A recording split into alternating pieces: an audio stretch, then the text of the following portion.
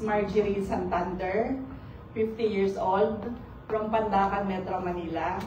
Dati po akong OFW sa Hong Kong at taxi operator. Nakita ko po siya through sa Facebook dahil naghahanap po kasi ako ng maaaring solusyon sa aking nararamdaman. At sa kaka-scroll ko po, nakita ko po siya nagtitimpla ng barley. At doon po nag-umpisa yun. So, nung January 13 po, 2025, may naramdaman po kasi ako sa sarili ko, nakakaiba. Yung pong malapit sa heart ko, meron po akong tusok-tusok na nararamdaman, which is hindi naman normal po yun, di ba? So, nagpanik po ako. Ang akala ko po, meron akong something sa puso na. So, sabi ko, ano ba yun nararamdaman ko na to? 50 years old pa lang po ako. So, ang ginawa ko po, nagpakonsulta po ako sa laboratory at ayun po, sinabi ng doktor na mag-fasting po ako para po makawaan ako sa dugo. So, ang findings po dun sa laboratory ko, nakita po na mataas po yung acid reflux ko.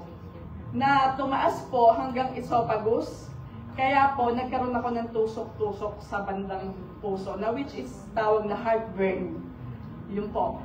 Tapos may nakita rin pong uric acid na mataas. Lahi po namin kasi sa family ang high blood. Tapos ano po, nag-range po ako ng 160/100. Yung time na po na yon. Sugar ko po tumaas pero hindi naman po kami lahi ng diabetic. So nag-worry po ako sa sarili ko. Sabi ko, kailangan ko nang mag-take ng barley that time. So ginamit ko po si barley morning and evening po. Tagda-2 sachet. Blood pressure 118/82. At naramdaman ko po sa sarili ko na yung pangangasim ng sikmura ko po na dati po na nalalasahan ko at minsan medyo may asim na minsan nadudual ako, nawala na po yun. Opo. Tapos po dahil total hysterectomy na po ako, 10 years ago pa po, ako po ay wala ng matres at ovary. So pag ganun po kasi, sabi ng OB-GYN ko, kahit daw po na-operahan ka na pala ng matagal, nakakaramdam ka pa rin ng parang sumasakit yung tiyan mo dahil sa opera. Dahil sa labas po daw yun,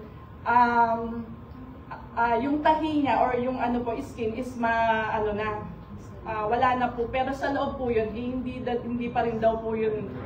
Opo, fresh pa rin, yun nga po, ganon. So, lagi ko po yung nararamdaman, pero nung nag-barley na po ako, hindi ko na po siya nararamdaman.